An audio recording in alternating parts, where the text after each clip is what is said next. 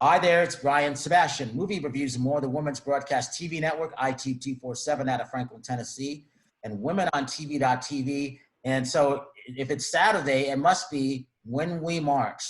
Drum and Bugle Corps, my favorite and #1 hobby and love in the world. So, who are you, Harold? Tell me who you are, when you march, and why you marched. Okay, I'm Harold Craig Barber. Most of my friends in Drum Corps know me by HB.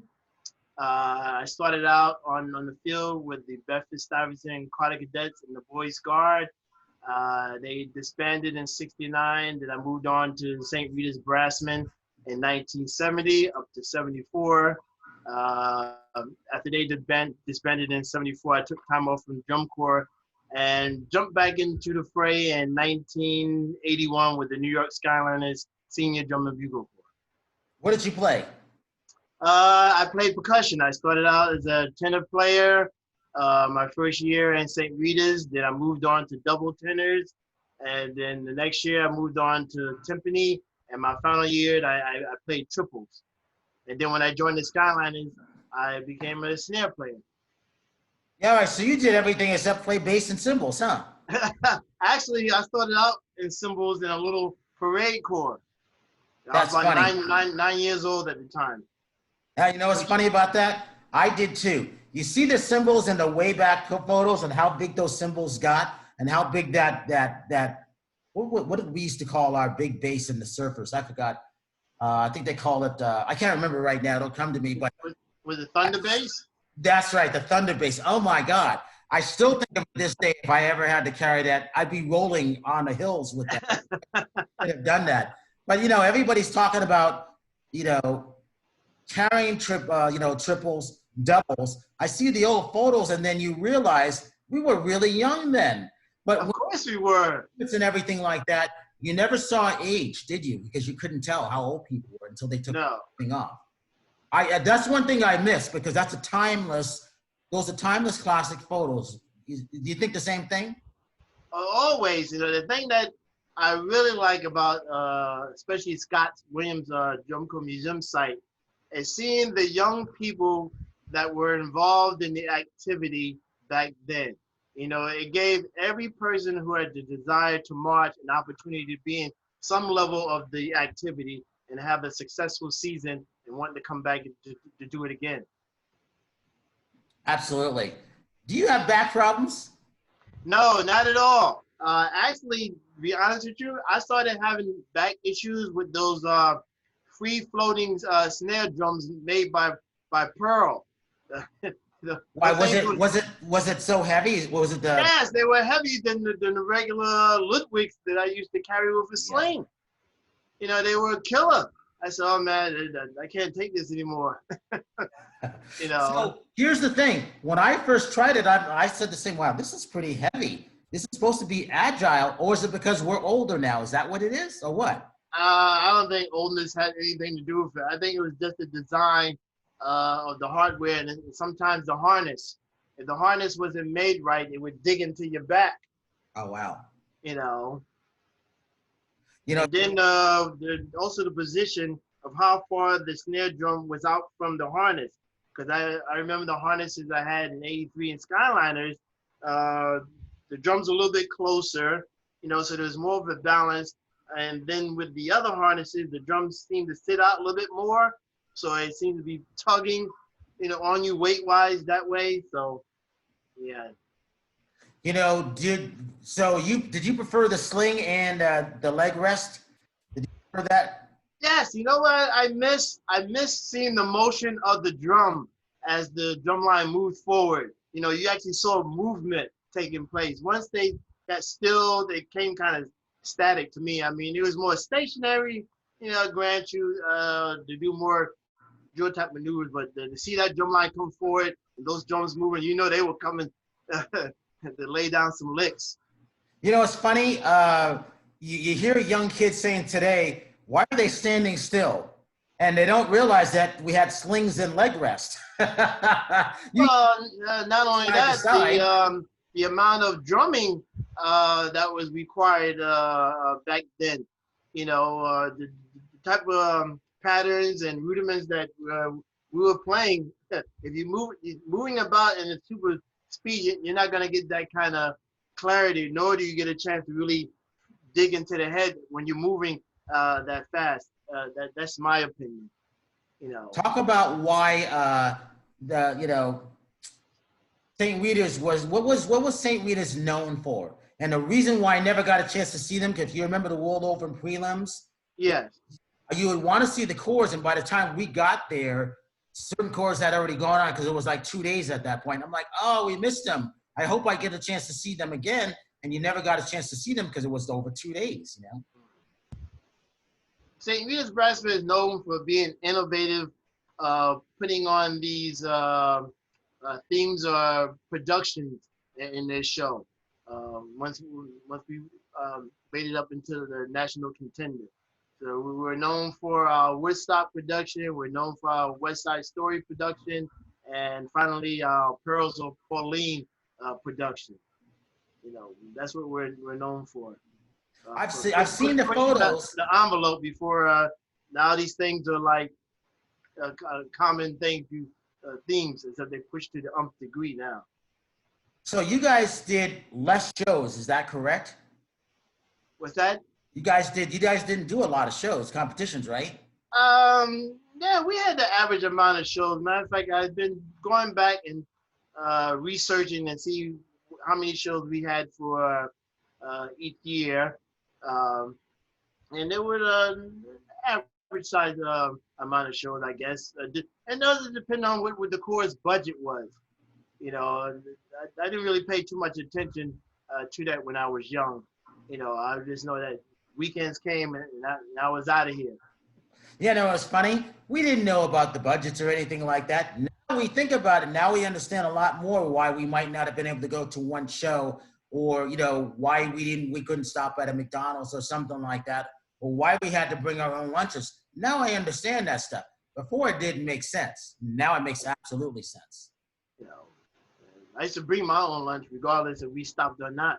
You know, my mom used to pack me a lunch, so I was always good to go. And then the guys on the bus in junior corps by the Brassman who didn't bring any lunch, they would get hungry and they had the nerve to come ask me if I had an extra sandwich. That's right. What was the furthest trip that you guys went on? What state was it? The most memorable trip for me before St. Rita's was in Carter Cadets. We were on tour. We went to the U.S. Open.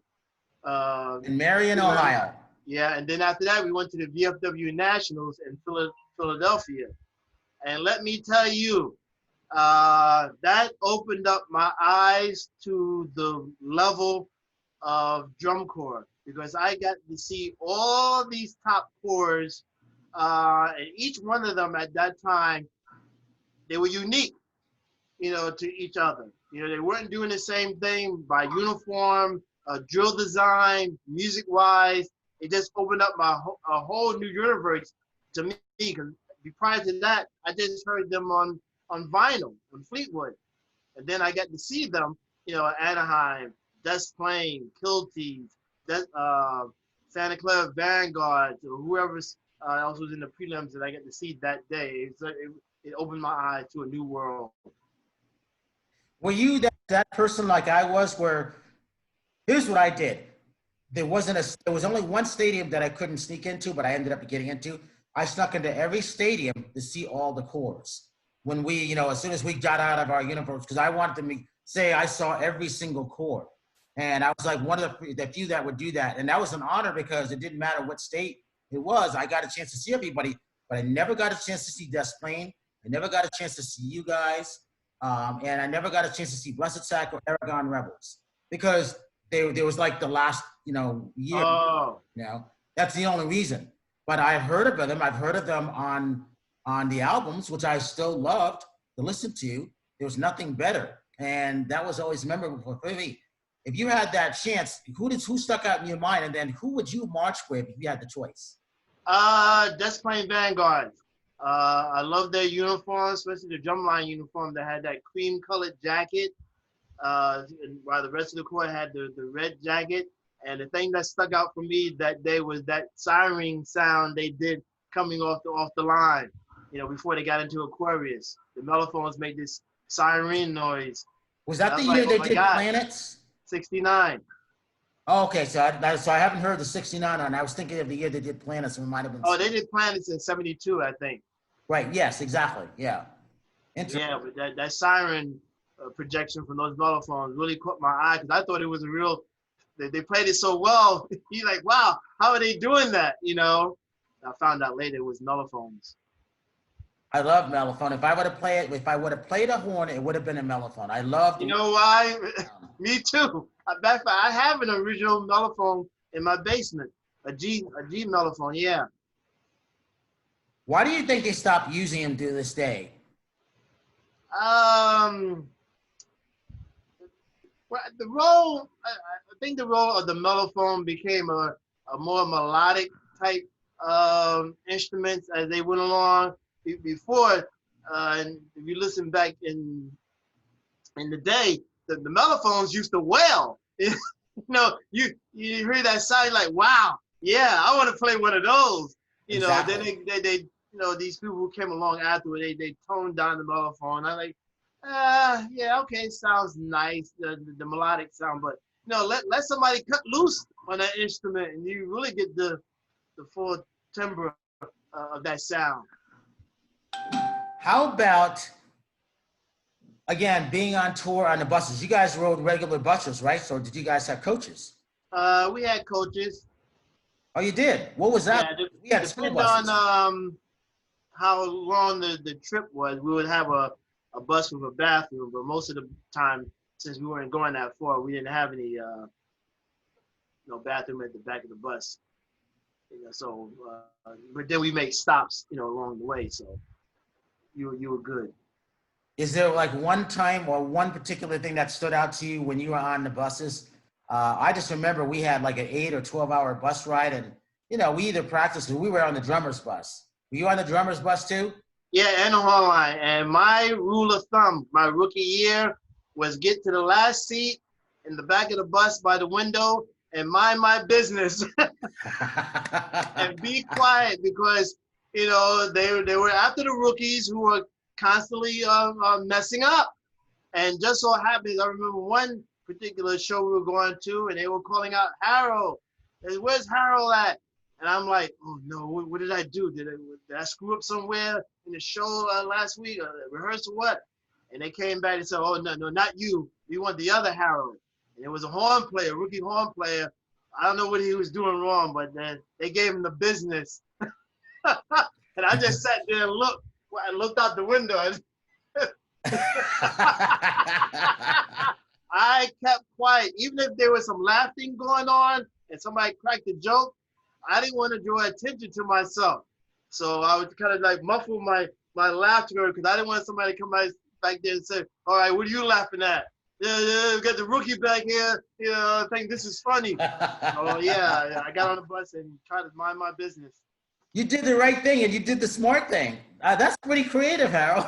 That's pretty smart. I was in survival mode as a rookie. That's funny. No, I only had it. They only got me once. It's because I was a rookie. But I never did anything wrong. So just you got to get everybody once, right? Even when they had initiation, they went light on me. Because like I said, I wasn't the type of rookie that was popping off at the mouth or challenging anybody. I just said, okay, pretty soon I won't be a rookie anymore, and I'll be okay. For the meantime, just toe the line. Did you ever have any problems on tour, maybe with other members in the Corps or just people who were outside the Drum Corps world when, housing or anything like that? Did you ever run into any discrimination or anything? Only time when we were going to Miami for the VFW Nationals, so 2 buses, and our bus, the horn line, drum line bus, we stopped off.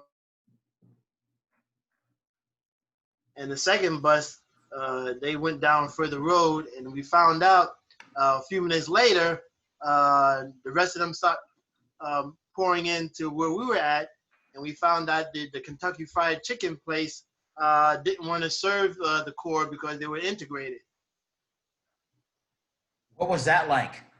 I was on that bus, but it was like, this is like 1970, and I'm thinking, that we were beyond the civil rights movement and all that kind of thing, and I found out that Florida was not a very hospitable environment. Yeah, we didn't. And this is 1970 we were talking about, and obviously there were still pockets of racism going on down in the South. We had one spot that we traveled to, the Surfers. At this point, we were sort of Excalibur at this point in Oklahoma City, Oklahoma. I always wanted to go to Oklahoma. I was always looking at the Oklahoma Sooners, emblems and stuff. Oh, I can't wait to go there and see the Indians and stuff like that. I had no idea that, how you'd be in the middle of a cornfield and people would come out and watch you rehearse no matter where you were. Right. We're in the middle of a residence, and something is wrong when people don't come out to see you rehearse. Right. And I was like, where is everybody? We're in the middle of the houses. No one's coming to see us rehearse in this town or this neighborhood. Right. I'm like, this is not normal. So, the most of the people went to a pool. I'm like, I'm not going. Something feels strange. They go to the city pool because we hadn't had a chance to go to any pools. And there was whites and Indians. The whites and Indians got out because they saw what we were. And we were all integrated, obviously.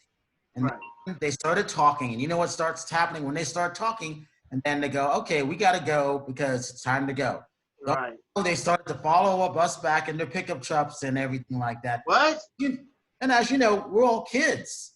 No one's over 21, obviously. Right. We had one person who might have been 22, but but it was one of those things where they started to circle around with us, and we're like, no one's going to touch us because we're all been together. We're a drum corps. You're not going to beat us. Right. And we were only there. So, the next day we had to be escorted out of town because the rest of them wanted to come and get us. They were going to pick up bottles and rocks and tubes and try to hit us and try to fight us. And we weren't doing anything. It was just, just visiting. That was Oklahoma City. And it's 1977. And on that tour, we had the Kilties, we had the Crossmen, we had Garfield Cadets. So when they had the 80 horn line, when the color guard jumped into the horn line. And then they said amen. It was that tour. Oh, okay. Denver in 77. And I never forgot that. And I hadn't been to Oklahoma City ever since that. Not because of that, but because of, I never forgot that. And then here's another thing. Never had a sandstorm come up. You ever been in a sandstorm? No. Okay, we're done rehearsing. I think the Kilties or the Crossmen are on the field. All of a sudden, the sirens go off, and you can see something whirling in the background. And they come up within like 15, 20 minutes. So we all had to go underneath the stadium. So I just remember a couple of us are sitting here on this side to the right of you, the rest of the crowd's to the left. They turn and look at me, and I'm looking at the chorus because, it's Crossman. I want to know everything. It's, this is memorable in my mind. And I turned to them, and they all turned their heads. It was like the village of the damned. That's what to me. And then I remember my friends were always white. I was the only person of color, obviously. So it was one of those things where I just remember 3 women looking at me because I'm telling them what to do. And I could just tell they didn't like that I was doing that. But we were all friends, Right. I never forgot that thing. Till this day, I could still see that. Yeah. Wow. Those times. So the corps you would have marched would have been Plaines Vanguard. Yes. What was the most exciting corps that you saw outside of them? That particular year or just overall? In general. Let me see. I would probably say Anaheim. Why was that? So that was what year Anaheim? Was it 72? Probably 72. All right, so they were playing Mickey Mouse, Walt Disney, Disneyland stuff. Okay, and then they had the George of the Jungle drum solo. Yeah. Oh yeah. But the color guard doing that color guard was the best. During the drum solo, I wish, they had that 1973, what it's like to be marching in a drum corps, and you see Anaheim's in 1973, you see what the color guard was doing. That to this day was classic. It'd be nice to see some of that again, but that's not how they do it anymore, Yeah, I don't know. Our activity is strange to the point where,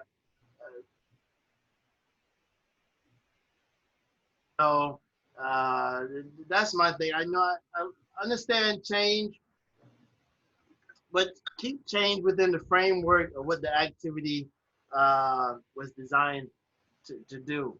I remember when DCI started telecasting the shows on TV, right? I forgot On PBS, yep. Yeah, 74, 75. And my thinking was, oh my goodness, this is a good vehicle for them to advertise to regular kids who might want to join a drum corps, a local drum corps, where to go, what to do, and to expand the activity to more young people.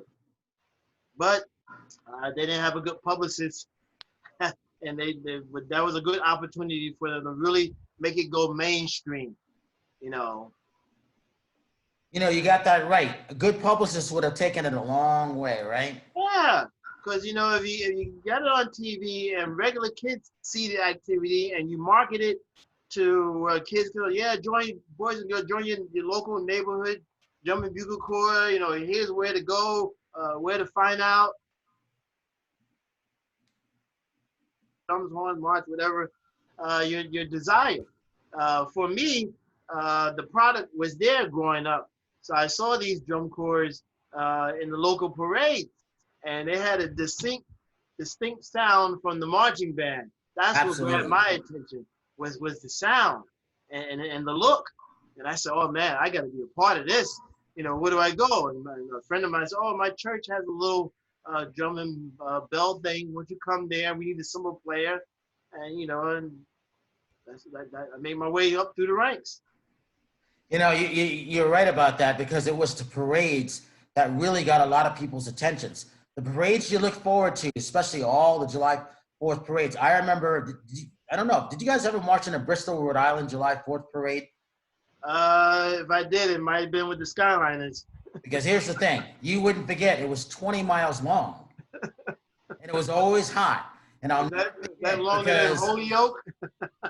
Oh yeah. Oh, Holyoke, yeah. Well, the thing about that was, I remember getting done, because if you made it through the parade, you remember you weren't allowed to drink water. Do you remember that? You just had to tough it out. I don't know about that. We did have water. We had good quartermasters that kept water with us as we moved along. Thank goodness. No, we weren't allowed to have any water. Wow. It was one of those things where you get it at the end of the parade. So we're finishing the parade, and I just see orange juice over there. I'm like, oh, I can't, I was a runner at that point. I'm like, oh, I'll have some orange juice. Well, it wasn't orange juice, it was hot butter.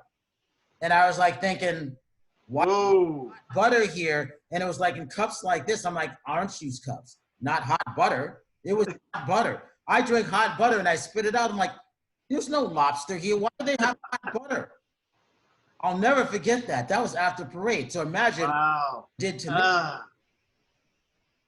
me. No, there was no sign. No one said anything. I was like, what? How many miles you said that parade was? It's 20. Wow. Yeah. We did it 3 years in a row. Oh my goodness. Yep. It was 70, 75, 76, 77. All right, we got about 5 minutes left. Talk about marching with the Skyliners. What was that like for you? Oh, lots of fun. A lot of excitement. Every time, whatever show, even the down years that we had, the crowd was still looking to be entertained, and we would always give them the best of what we had to offer. And I met so many friends. That was my years to shine as a snare player. How many snares did you guys have? It averaged from, I would say from 8 to sometimes 10. Oh, that's good. Yeah, and I was always the center snare player. Well, what an honor, huh? Yeah. It was to be able to in the '90s. I was the guy to get the drum line warmed up, and everything. I was the go-to guy. All right. So, how do people reach out to you on social media? What's your social media links? You can reach me on Facebook, and you can reach me on Instagram. All right. In the years that you marched again, when was it that you marched? From 1969 up until 74, and then from 81 up until 2001. All right. That's Harold Barber, St. Rita's Brassman, New York Skyliners. This is Brian Sebastian for Movie. All the cadets too. That's right. For Movie Reviews and More and Women on TV.tv and ITube 247. We will see you next week. And if you see someone without a smile, please give them one of yours because the world needs it. That's right.